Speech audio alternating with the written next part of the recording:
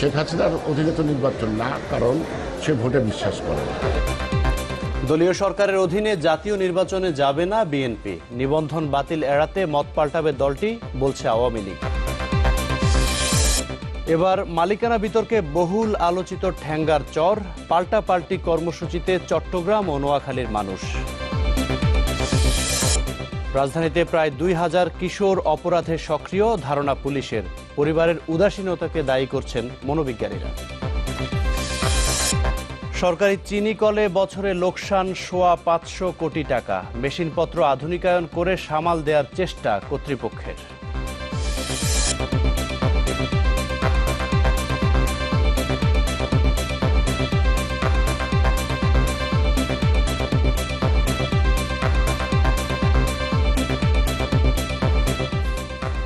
আমন্ত্রণ নিউজ 24-এ শুনছিলেন সিলনটি শিরোনাম। আপনাদের সাথে আছি আমরা দুজন, আমি রায়হান রোহান এবং আমি সাবিহা নিগার দৃষ্টি।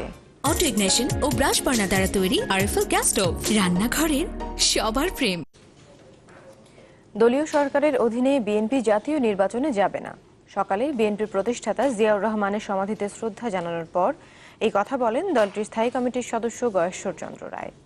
অন্যদিকে ধানমন্ডিতে আওয়ামী লীগ সভানেত্রীর কার্যালয়ে দলের সাধারণ সম্পাদক ওবায়দুল কাদের দাবি করেন, নিবন্ধন হারানোর ঝুঁকি থাকায় জাতীয় নির্বাচনে অবশ্যই অংশ নেবে বিএনপি।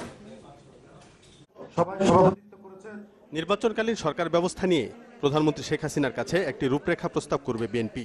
এমন ঘোষণার পর থেকেই রাজনীতির মাঠে চলছে নানা সমীকরণ। প্রধানমন্ত্রীকেই আমরা এই প্রস্তাব দেব যে এইভাবে আসতে হবে, তা না হলে সকল দায়িত্ব তাকে গ্রহণ করতে হবে। বড় দুই দলের নেতারাই এ নিয়ে সরব সভা সেমিনারে। শুক্রবার সকালে বিএনপির স্থায়ী কমিটির সদস্য গয়েশ্বর চন্দ্র রায় বলেন, শেখ হাসিনার অধীনে জাতীয় নির্বাচনে যাবে না তার দল।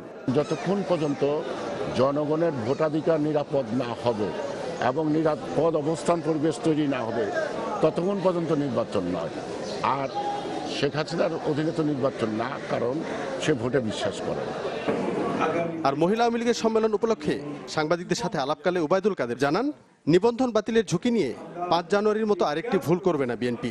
আমি তো জানি, আই এম প্রিটি শিওর তারা নেক্সট ইলেকশনে আসবে, কারণ তাদের নিবন্ধনের চলে যাওয়া ঝুঁকি নিয়ে তারা নির্বাচন করবে না, আবার 5 জানুয়ারির পুনরাবৃত্তি করবে, এটা আমি মনে করি। আওয়ামী লীগের সাধারণ সম্পাদক আরও বলেন, নির্বাচনকালীন সরকারের অধীনে নয়, ভোট অনুষ্ঠিত হবে নির্বাচন কমিশনের অধীনে। নির্বাচন হবে নির্বাচন কমিশনের অধীনে। জুনায়েদ খান, চ্যানেল 24, ঢাকা।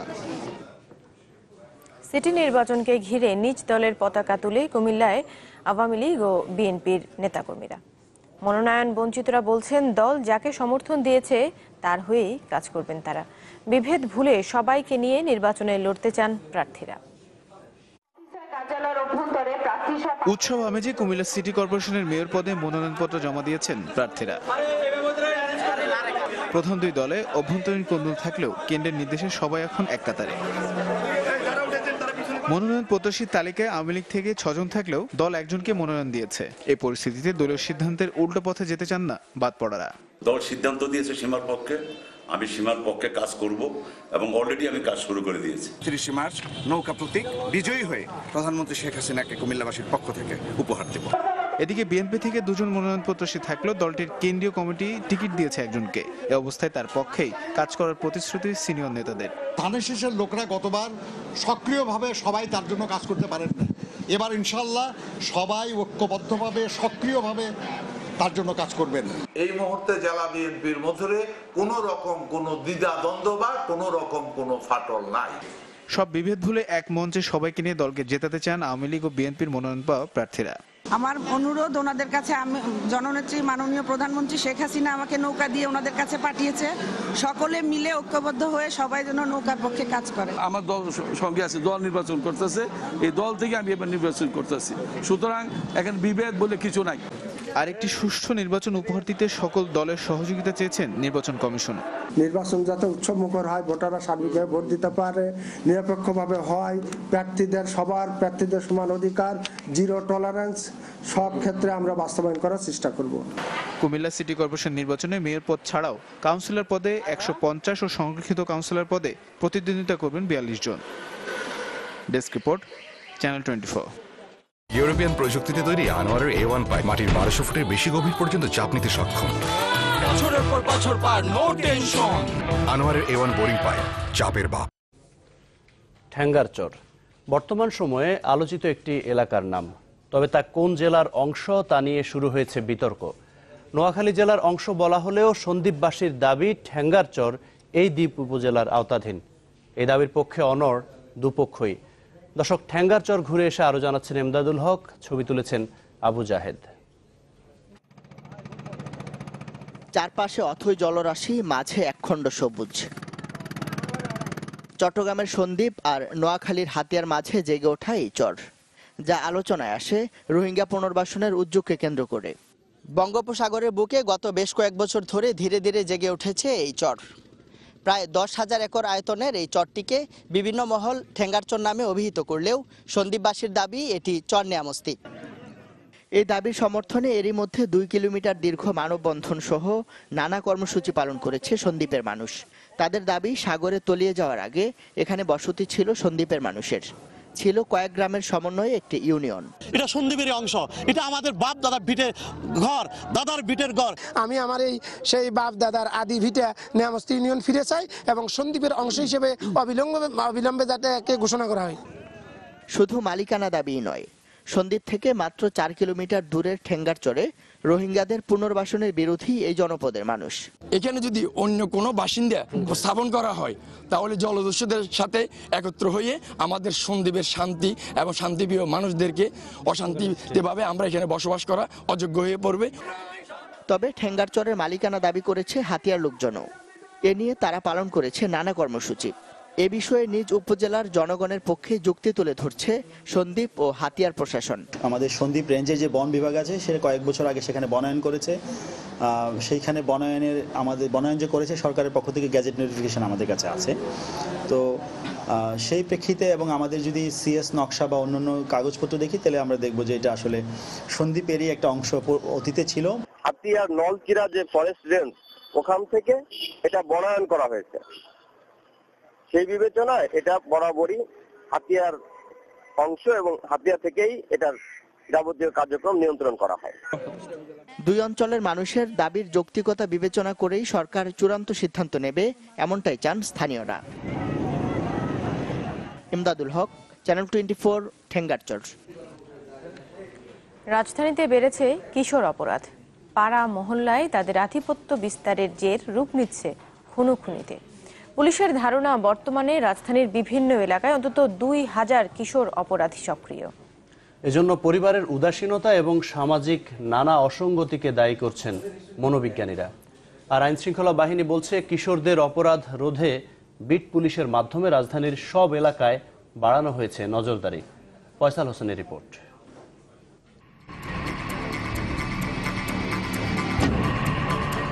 শিশু কিশোরদের অপরাধে জড়িয়ে পড়ার ঘটনা নতুন নয়।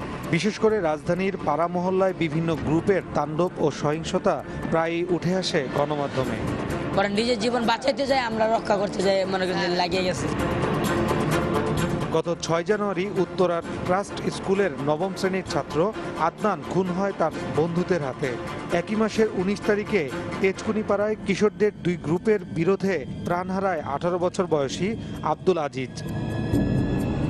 এর আগে গত বছরের 9 নভেম্বর কামরাঙ্গীর চরে আলিফ, 4 ডিসেম্বর লালবাগে রবিন এবং সর্বশেষ গত বুধবার মিরপুর শেওড়াপাড়ায় বন্ধুদের হাতে খুন হন সজীব মিয়া। সজীব হলি ক্রিসেন্ট স্কুলের 9ম শ্রেণীর ছাত্র ছিলেন। ঢাকা মেডিকেল কলেজ হাসপাতালের পরিসংখ্যান বলছে, গত 6 মাসে রাজধানীর বিভিন্ন এলাকা থেকে মারামারি ও সহিংসতার ঘটনার শিকার হয়ে প্রায় 2 শতাধিক কিশোর এই হাসপাতালে চিকিৎসা নিতে আসে। 2010 সালে ঢাকা মহানগর পুলিশ রাজধানীর বিভিন্ন এলাকায় এরকম সক্রিয় 516 জন কিশোর অপরাধীর তালিকা তৈরি করলেও পরে সেটি আর হালনাগাদ হয়নি। কিশোর তরুণরা কেন জড়িয়ে পড়ছে সহিংসতায়? মনোবিজ্ঞানীরা মনে করেন, পরিবারের নজরদারির অভাব আর সামাজিক নানা অসঙ্গতি এর প্রধান কারণ। কিশোরদের অপরাধে জড়িয়ে পড়ার পেছনে রাষ্ট্রও দায়ী বলে মনে করেন ঢাকা বিশ্ববিদ্যালয়ের এই শিক্ষক। কিশোর অপরাধ হোক বা বড় ধরনের অপরাধ হোক, সেখানে একটা জায়গা আসে যে প্যারেন্টিংটা বা বাবা মা সন্তান লালন পালন কীভাবে করেছে, মানুষ দেখে শিখে। একদম ল্যাবরেটরিতে নিয়ে এটা ছোট বাচ্চাদের উপরে করে দেখে দেখে দেখে শিখে আক্রমণাত্মক হতে শিখে। পুলিশ বলছে কিশোর অপরাধ দমনে রাজধানীর প্রতিটি এলাকায় কাউন্সিলিং শুরু হয়েছে। প্রিভেনশন কাজের ক্ষেত্রে আমরা তো কিছু কিছু কাজ করছি, মোটিভেশনাল কাজ, তারপরে সেন্সিটাইজ করা, তারপরে অ্যাওয়ারনেস ডেভেলপ করা, এগুলো অলসো পার্ট মানে আমাদের কাজের অংশ। আমরা সেটা আমাদের সাধ্যমতো করি। বিশেষজ্ঞ ও আইন শৃঙ্খলা বাহিনী মনে করেন কিশোররা যাতে কোনো ধরনের অপরাধে জড়িয়ে না পড়ে সে বিষয়ে সবার আগে সচেতন হতে হবে পরিবারকেই। ফয়সাল হোসেন, চ্যানেল 24, ঢাকা। নব্য জেএমবির একাংশের নেতা আবুল কাশেম ওরফে বড় হুজুরকে 7 দিনের রিমান্ডে পাঠিয়েছেন আদালত। বিকেলে ঢাকার মুখ্য মহানগর হাকিম এই নির্দেশ দেন। এর আগে আবুল কাশেমকে সিএমএম আদালতে হাজির করে 10 দিনের রিমান্ড আবেদন করে পুলিশ। শুনানি শেষে 7 দিনের রিমান্ড মঞ্জুর করেন আদালত। গত রাতে রাজধানীর সেনপাড়া পর্বতা এলাকা থেকে তাকে গ্রেফতার করে পুলিশের কাউন্টার টেরোরিজম ইউনিট। পরে সংবাদ সম্মেলনে কাউন্টার টেরোরিজম ইউনিটের প্রধান জানান, পুরনো জেএমবির সাথে সম্পৃক্ত ছিলেন আবুল কাশেম। 2009 সালে তৎকালীন আমির মাওলানা সাইদুর রহমান গ্রেফতার হবার পর নব্য জেএমবির কার্যক্রম শুরু করেন তিনি। প্রাথমিক জিজ্ঞাসাবাদে হোলি আর্টিজান ও শোলাকিয়া হামলার সাথে সংশ্লিষ্টতার কথাও স্বীকার করেছেন তিনি। টেকো নুডলস, সময়ে অসময়ে সব সময়। 1 কেজি চিনির উৎপাদন খরচ 290 টাকা আর বিক্রি মাত্র 60 টাকায়, অর্থাৎ কেজিতেই লোকসান 230 টাকা। এমন ভয়াবহ চিত্র পাবনা চিনি কলের। প্রায় কাছাকাছি অবস্থা অন্য কলগুলোর। ফলে এবছরও প্রায় 500 কোটি টাকা ক্ষতির মুখে কলগুলো, যা মেটাতে একমাত্র ভরসা জনগণের করের টাকা। দর্শক, চিনি কলের সার্বিক পরিস্থিতি নিয়ে ইকবাল আহসানের 4 পর্বের ধারাবাহিকের প্রথম পর্ব দেখুন আজ, আর ছবি তুলেছেন তিমির হায়দার।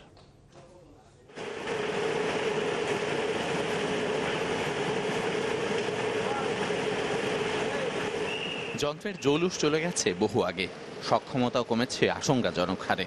তবু হেমন্ত আর শীত মিলিয়ে মাস দুয়েকের জন্য ঘোরে কলের চাকা। অথচ 80 বছর আগে ব্রিটিশ ব্যবসায়ী রবার্ট রাসেল কেরুর তৈরি এই প্রতিষ্ঠান একসময় চিনিয়েছে বাংলাদেশকে, যার চিনি উৎপাদন ক্ষমতা ছিল দৈনিক 100 টনের বেশি। কিন্তু এবছরের বাস্তবতা হলো কোনো রকমে 2.5 মাস কারখানা চালিয়ে উৎপাদন করা গেছে 4,500 টন, যেখানে প্রতি কেজিতে খরচ পড়েছে 186 টাকা। একসময় আমরা চিনি এক চেটে ব্যবসা করতাম, আমাদের প্রতিযোগী এসে গেছে এখন প্রাইভেট সুগার মিলগুলো এসে গেছে। যখন এক চেটে ব্যবসা করতাম তখন আমাদের ডাইভার্সিটির চিন্তাভাবনাটা করা লাগতো, আমরা সেটা করিনি। এই ব্যর্থতা আমাদের। আরও ভয়াবহ অবস্থা পাবনা চিনি কলে। 2016-17 মাড়াই মৌসুমে মাত্র 39 দিন চাকা ঘুরেছে এখানে। উৎপাদন হয়েছে 2100 টন চিনি, ফলে কেজিতে খরচ পড়েছে 290 টাকার মতো। অথচ বর্তমানে যার বিক্রি মূল্য মাত্র 60 টাকা। এছাড়া কুষ্টিয়া কলে মাত্র 2500 টন চিনি উৎপাদন হওয়ায় সেখানেও কেজি প্রতি খরচ পড়েছে 250 টাকার বেশি। আর শ্যামপুর চিনি কলে 1 কেজি চিনি মিলেছে 200 টাকা খরচে। এছাড়া ফরিদপুরে খরচ পড়েছে কেজিতে 190 টাকা, 180 টাকা পড়েছে সেতাবগঞ্জে। 9000 টন চিনি উৎপাদন হওয়ায় সবচেয়ে কম 108 টাকা খরচ পড়েছে নর্থ বেঙ্গল সুগার মিলে। মূলত সমস্যা আখের প্রাপ্তির অভাব। প্রাপ্তি বাড়ানোর জন্য আমরা মাঠে ময়দানে আমাদের সকলকে নিয়ে সকল কর্মচারীদেরকে মাঠে নেমেছি, জোরে সোরে কাজ করছি।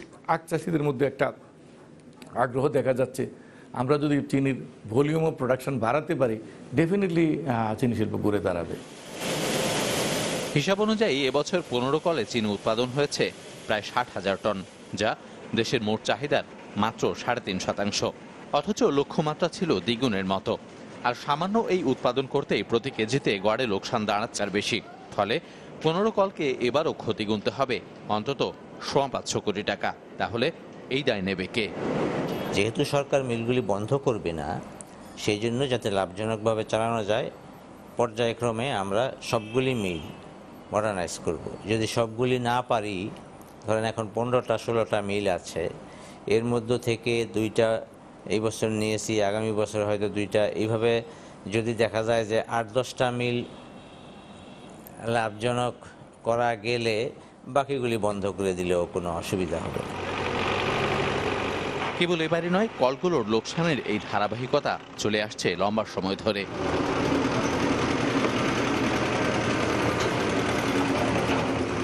দেশের সরকারি চিনি কলগুলো মানেই যেন লোকসানের ভাগাড়। এর পেছনে দক্ষতার অভাব যেমন রয়েছে, তেমনি রয়েছে পরিকল্পনা এবং একই সাথে উন্নয়নে নেওয়া প্রকল্পের গুণগত বাস্তবায়নের অভাবও। আর অনেকের মতে যে এইসব অজুহাতকে সামনে রেখে প্রতি বছর মোটা অঙ্কের ভর্তুকি নেওয়া যেমন অযৌক্তিক, তেমনি অযৌক্তিক দেশের 15টি চিনি কলে থাকা বিপুল পরিমাণ সম্পত্তিকে সুষ্ঠু ব্যবহারের আওতায় না আনা। ইকবাল হাসান, চ্যানেল 24, চুয়াডাঙ্গা। একটা বিরতি নিচ্ছে, ফিরে এসে থাকছে।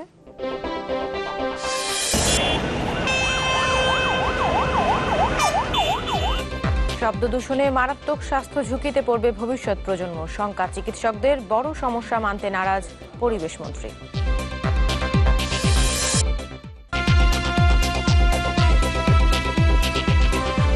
আবারও আমন্ত্রণ, আপনারা দেখছেন নিউজ 24।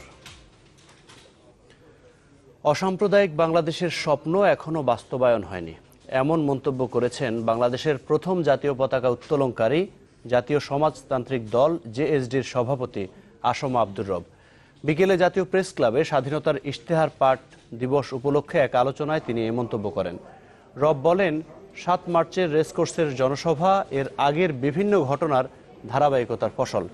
পাঠ্যপুস্তক সহ প্রতিটি ক্ষেত্রে সঠিক ইতিহাস তুলে ধরে সবাইকে প্রাপ্য মর্যাদা দেওয়ার আহ্বান জানান ডাকসুর সাবেক এভিপি। অনুষ্ঠানে অন্যান্যের মধ্যে 1971 সালের 3 মার্চ স্বাধীনতার ইশতেহার পাঠক শাহজাহান সিরাজ বক্তব্য রাখেন।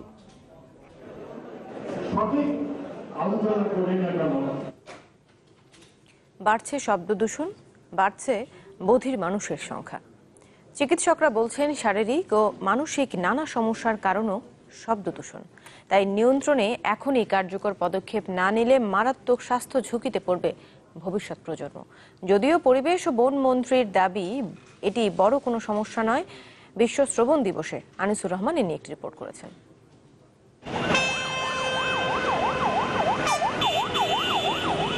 চারপাশে কত ধরনের শব্দ, গাড়ির হর্ন, কলকারখানার যন্ত্রপাতি কিংবা মানুষের চিৎকার। কোটি মানুষের শহর রাজধানী ঢাকা। বিচিত্র আর বিরক্তিকর শব্দে নাজেহাল এই নগরীর মানুষ জানে তাদের কান ও মস্তিষ্কে কি ভীষণ চাপ। শব্দটা এত বেশি খারাপ লাগে, বিশেষ করে যখন বাসায় যাওয়া হয়, কোনো বদ্ধ রুমে বা একা যখন থাকি তখন এটা আরও বিরক্তকর লাগে। মনে হচ্ছে যে আমার টোটাল মাথাটাই হ্যাং হয়ে আছে। একদম ইয়ের সাথে পয়েন্টের সাথে তো বাসা, হরন দিলে ওরা ঘুম থেকে হঠাৎ করে লাফ দিয়ে ওঠে। সেতু পান্ডে কদিন ধরে কানে কম শুনছেন, এসেছেন জাতীয় নাক কান গলা ইনস্টিটিউটে। কি কারণে হঠাৎ এই শ্রবণ ঘাটতি তা স্পষ্ট হয় পরীক্ষা নিরীক্ষায়। আমার কানে কম শুনতে পাই, এজন্য ডাক্তার আমাকে একটা কানে টেস্ট দিয়েছে, টেস্ট করানো হয়েছে। আমরা যে অডিওগ্রাম পাই, অডিওগ্রাম দেখলে একটা নির্দিষ্ট জায়গায় সাধারণত 4000 ফ্রিকোয়েন্সির উপর থেকে হিয়ারিং লসগুলো হয়। ওই লসের প্যাটার্ন দেখলে আমরা বুঝতে পারি যে এটা শব্দ দূষণজনিত কারণে হচ্ছে। বিশ্ব স্বাস্থ্য সংস্থার হিসেবে মানুষের সহনশীল শব্দের মাত্রা 60 থেকে 65 ডেসিবল। কিন্তু রাজধানীতে চালানো পরিবেশ অধিদপ্তরের এক জরিপ বলছে, ঢাকা মহানগরীর প্রায় সব জায়গায় দিন, সন্ধ্যা ও রাতে এখন শব্দের মাত্রা থাকে 100 ডেসিবলের ওপরে, যার মধ্যে বেশ কয়েকটি স্থানে এটি 130-এর বেশি।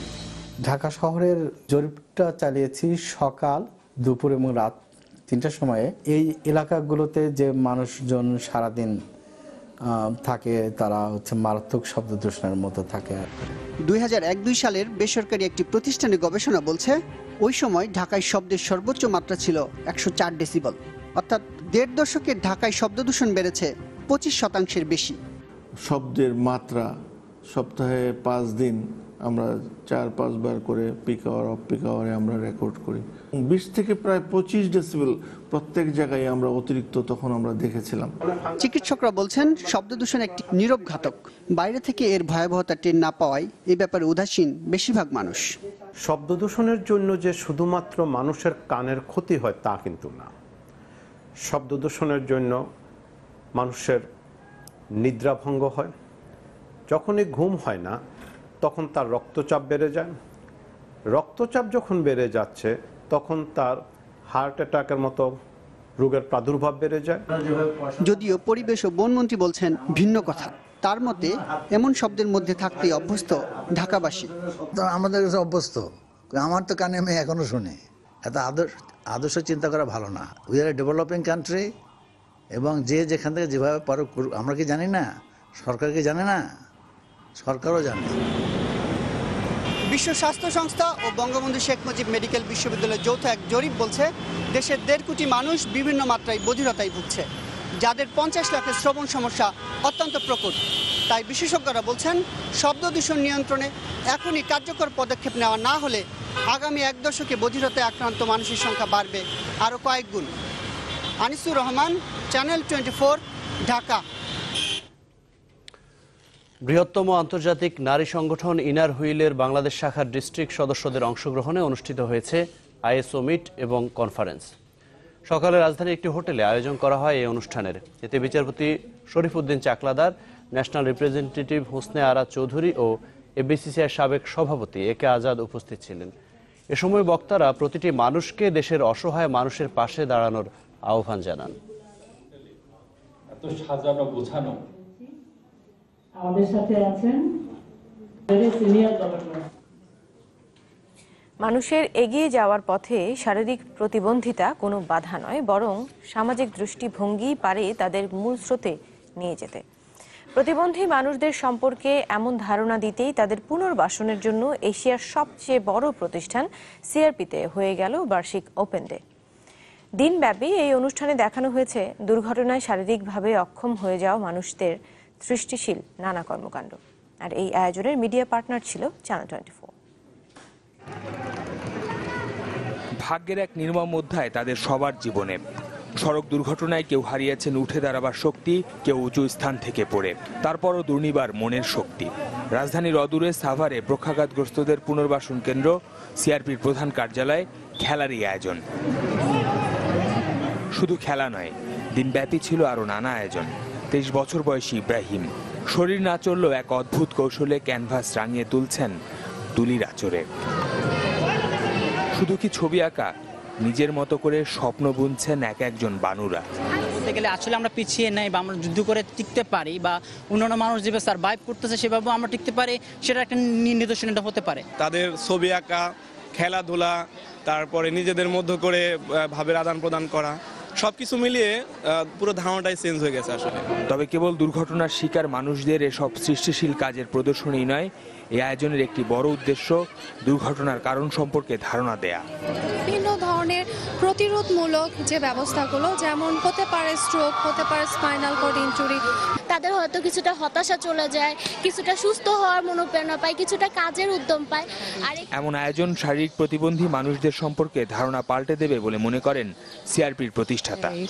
সোসাইটি, কমিউনিটি আরো চিন্তা করা উচিত কিভাবে আমরা প্রতিবন্ধী লোকের জীবন চেঞ্জ করতে পারি। It's in our hands to open the door for them.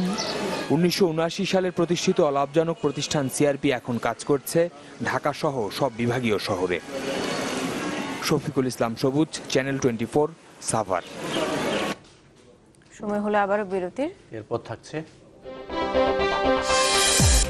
সহকর্মীদের ইন্টার্নশিপ স্থগিত হওয়ার কাজে যোগ দেননি জিয়া মেডিকেলের শিক্ষানবিশ চিকিৎসকরা, রোগীদের দুর্ভোগ।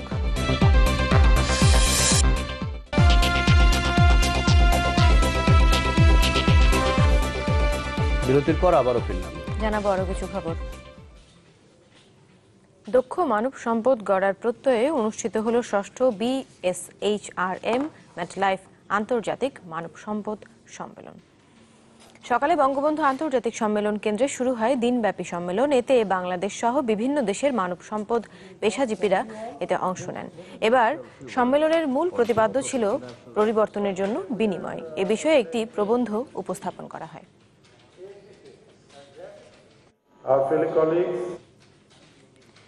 চার সহকর্মীর ইন্টার্নশিপ স্থগিত হওয়ায় এখনও কাজে যোগ দেননি বগুড়া শহীদ জিয়াউর রহমান মেডিকেল কলেজের শিক্ষানবিশ চিকিৎসকরা।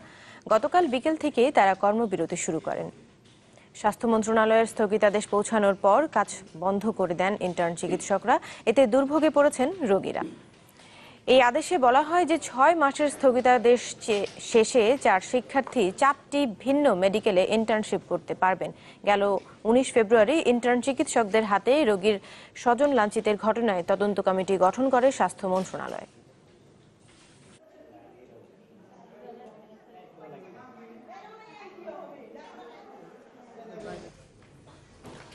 স্বাধীনতার ৪৬ বছরে খুলনায় দারিদ্র্যের হার কমেছে অনেক, তবে এখনও দারিদ্র্যসীমার নিচে বাস করছে প্রায় ২৩% মানুষ। অর্থনীতিবিদরা বলছেন, নদী ভাঙন, প্রাকৃতিক দুর্যোগ, শিল্প কারখানা বন্ধ হয়ে যাওয়া সহ নানা কারণে রয়ে গেছে এই সমস্যা। সমাধানে কর্মসংস্থান বাড়ানোর তাগিদ দিয়েছেন সংশ্লিষ্টরা। মামুন রেজার রিপোর্ট, ছবি তুলেছেন জাকারিয়া তুষার। স্বাধীনতা পরবর্তী একটি ভঙ্গুর অর্থনীতির দেশ থেকে উন্নয়ন আর সমৃদ্ধি অর্জনে বিশ্বের উদাহরণ এখন বাংলাদেশ। কমেছে দারিদ্র্যের হার, বেড়েছে মাথাপিছু উপার্জনের পরিমাণ। খুলনা জেলা পরিসংখ্যান কার্যালয়ের হিসেবে গেল ৪৪ বছরে দারিদ্র্যের হার কমেছে ৬৮.৬%। স্বাধীনতার পরের বছর যেখানে হার ছিল ৯১% বেশি। আমাদের দেশে গত ৪ দশকে র্যাপিড ইন্ডাস্ট্রিয়ালাইজেশন হয়েছে এবং আপনারা জানেন সরকারের বিভিন্ন কর্মসূচি চলমান রয়েছে, যেটা দারিদ্র্য বিমোচনে খুব অগ্রণী ভূমিকা পালন করেছে। তবে এখনও খুলনার প্রায় ৫.৫ লাখ মানুষ রয়েছে দারিদ্র্য সীমার নিচে। এর অন্যতম কারণ নদী ভাঙন, প্রাকৃতিক দুর্যোগ, শিল্প কারখানা বন্ধ হয়ে যাওয়া। নিজস্ব কোনো জায়গা জমি নাই, এই জন্য আমরা এই নদীর পাড়ে, এই ভাঙনের ধারে থাকি। দারিদ্র্যের হার কমাতে কর্মসংস্থান বাড়ানোর বিকল্প নেই বলছেন অর্থনীতিবিদ আর নাগরিক সমাজের প্রতিনিধিরা। এদের জন্য যে সোশ্যাল সেফটি নেট যেটা দরকার, সেটা বাংলাদেশের অন্যান্য অঞ্চলে যেমন আছে এখানে তেমনি আছে, কিন্তু এখানে একটু বেশি পরিমাণে দেওয়া উচিত। মানুষ কাজ করতে চাইলেও কাজের অভাব রয়েছে, সুতরাং নতুন নতুন কাজের স্থান সৃষ্টি করা, নতুন নতুন কর্মসংস্থান সৃষ্টি করা প্রয়োজন। কর্মসংস্থান বাড়াতে সরকারের নানা উদ্যোগ আর পরিকল্পনার কথা জানান জেলার যুব উন্নয়ন কর্মকর্তা। হাঁস মুরগি, গবাদি পশুপালন এবং কৃষি বিষয়ক, মৎস্য চাষ বিষয়ক আমরা প্রশিক্ষণ দিয়ে থাকি। বিভিন্ন ধরনের প্রশিক্ষণ আমরা দিয়ে থাকি। দারিদ্র্যের হার অনেকাংশেই কমেছে, আর আমাদের কার্যক্রমের মাধ্যমে আমরা দারিদ্র্যের হার কমিয়ে নিতে সক্ষম হয়েছে। সবশেষ আদমশুমারি অনুযায়ী খুলনার জনসংখ্যা 23,18,000-এর বেশি। Desk report, channel 24। সময় হলো আরেকটা বিরতি। ফিরে এসে থাকছে মার্কিন নির্বাচনে রাশিয়ার হস্তক্ষেপ নিয়ে তদন্ত থেকে সরে দাঁড়ালেন যুক্তরাষ্ট্রের অ্যাটর্নি জেনারেল। পদত্যাগ দাবিতে অনড় ডেমোক্র্যাটরা।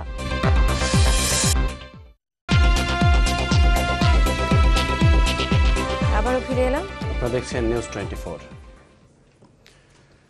পররাষ্ট্রমন্ত্রী AH মাহমুদ আলীর সাথে দেখা করেছেন এশিয়া ও প্রশান্ত মহাসাগর বিষয়ক ব্রিটিশ পররাষ্ট্রমন্ত্রী অলোক শর্মা। রাষ্ট্রীয় অতিথি ভবন পদ্মায় সন্ধ্যা 7টায় দুই মন্ত্রী বৈঠকে বসেন। এর আগে এক বিবৃতিতে বাংলাদেশ সফররত অলোক শর্মা জানিয়েছেন, বৈঠকে দুদেশের মধ্যকার বাণিজ্য বাড়ানো, সন্ত্রাস দমনে সহায়তা সহ দ্বিপক্ষীয় নানা বিষয়ে আলোচনা হবে। কোনো রকম পূর্ব ঘোষণা ছাড়াই বৃহস্পতিবার 3 দিনের সফরে ঢাকায় আসেন এই ব্রিটিশ মন্ত্রী।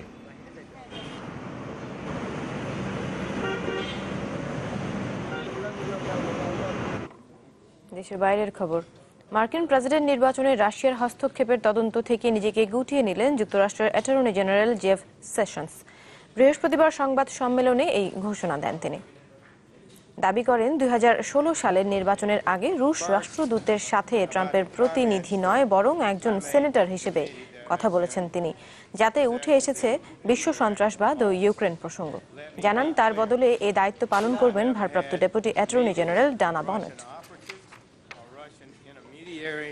About the Trump campaign and the idea that I was part of. রুশ সম্পৃক্ততার অভিযোগে নতুন মার্কিন অ্যাটর্নি জেনারেল জেফ সেশনসের পদত্যাগের দাবিতে অনড় ডেমোক্র্যাটরা। মাইনরিটি লিডার চাক শুমারের অভিযোগ, মার্কিন সিনেটে মিথ্যাচারের দায়ে কঠিন শাস্তি হওয়া উচিত ট্রাম্প প্রশাসনের এই শীর্ষ কর্তার। তবে তার বিরুদ্ধে আনা অভিযোগ অস্বীকার করেছেন জেফ সেশনস। বিশ্লেষকরা বলছেন, অ্যাটর্নি জেনারেল ইস্যুতে চাপের মুখে ট্রাম্প প্রশাসন। ডোনাল্ড ট্রাম্পের নির্বাচনী প্রচারণাকালে গেল বছর রুশ রাষ্ট্রদূত সের্গে কিসলিয়াকের সাথে বৈঠক করেন অ্যাটর্নি জেনারেল জেফ সেশনস। তবে যুক্তরাষ্ট্রের প্রধান আইন কর্মকর্তা হিসেবে নিয়োগের আগে সিনেটের শুনানিতে এই অভিযোগ অস্বীকার করেন তিনি। In the course of this campaign, what will you do? In that campaign, and I did not have communications with the Russians. মার্কিন পত্রিকা ওয়াশিংটন পোস্ট জানিয়েছে, রুশ সম্পৃক্ততা নিয়ে সিনেটে মিথ্যাচার করেছেন জেফ সেশনস। এ খবর প্রকাশের পরই তোলপাড় চলছে যুক্তরাষ্ট্রে। জেফ সেশনসের পদত্যাগের দাবি তুলেছেন সিনেটের ডেমোক্র্যাট নেতারা। There cannot be even the scintilla. Attorney general সিনেটের শুনানিতে রুশ রাষ্ট্রদূতের সাথে তার বৈঠক নিয়ে মিথ্যাচার করেছেন। এতে করেই বোঝা যায় প্রেসিডেন্ট নির্বাচনে রুশ হস্তক্ষেপ নিয়ে সন্দেহের কোনো অবকাশ নেই। মার্কিন বিচার বিভাগের উচিত তার মনোনয়ন পুনর্বিবেচনা করা। জেনারেল সেশনসকে পদত্যাগ করতে হবে। একই সাথে বিজ্ঞ বিচারকের মাধ্যমে এই ঘটনার তদন্তের দাবি জানাই। For the good of the country, Attorney General Sessions should resign. অবশ্য বিরোধীদের দাবি নাকচ করে দিয়েছেন attorney general. In the end, I have followed the right procedure. রাজনৈতিক প্রচারণাকালে কোনো রুশ নাগরিকের সাথে আমি সাক্ষাৎ করিনি। আমার বিরুদ্ধে এ ধরনের অভিযোগ ভিত্তিহীন। And a proper decision. বিশ্লেষকরা বলছেন জেফ সেশনসের রুশ সম্পৃক্ততা নিয়ে নতুন করে চাপের মুখে ট্রাম্প প্রশাসন। যুক্তরাষ্ট্র জুড়ে যে রাজনৈতিক বিশৃঙ্খলা চলছে, দেশ এবং দেশের বাইরের সকলকে এটা এক বাক্যে স্বীকার করতে হবে।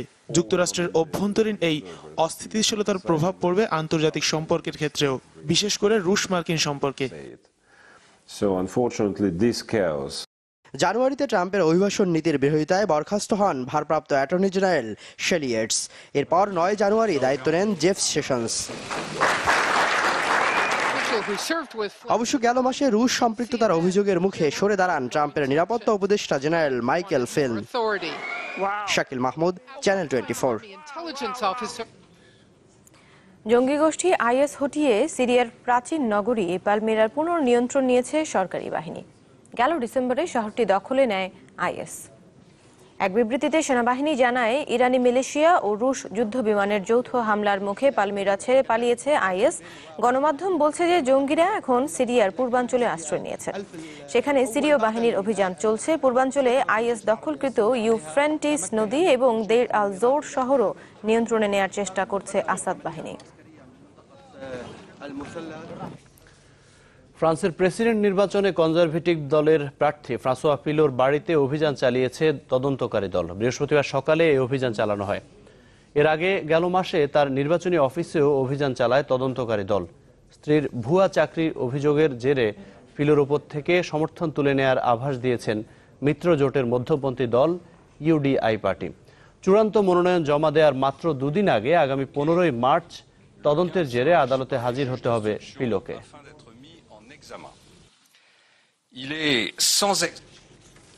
আমরা শেষ করব নিউজ 24। তার আগে সিলন্টের শিরোনামগুলো আরো একবার। শেখ হাসিনার অধীনে তো নির্বাচন না, কারণ সে ভোটে বিশ্বাস করে। দলীয় সরকারের অধীনে জাতীয় নির্বাচনে যাবে না বিএনপি। নিবন্ধন বাতিল এড়াতে মত পাল্টাবে দলটি, বলছে আওয়ামী লীগ। এবার মালিকানা বিতর্কে বহুল আলোচিত ঠ্যাঙ্গারচর পাল্টাপাল্টি কর্মসূচিতে চট্টগ্রাম ও নোয়াখালীর মানুষ। রাজধানীতে প্রায় 2000 কিশোর অপরাধে সক্রিয়। ধারণা পুলিশের, পরিবারের উদাসীনতাকেই দায়ী করছেন মনোবিজ্ঞানীরা। সরকারি চিনিকলে বছরে লোকসান সোয়া 500 কোটি টাকা। মেশিনপত্র আধুনিকায়ন করে সামাল দেওয়ার চেষ্টা কর্তৃপক্ষের।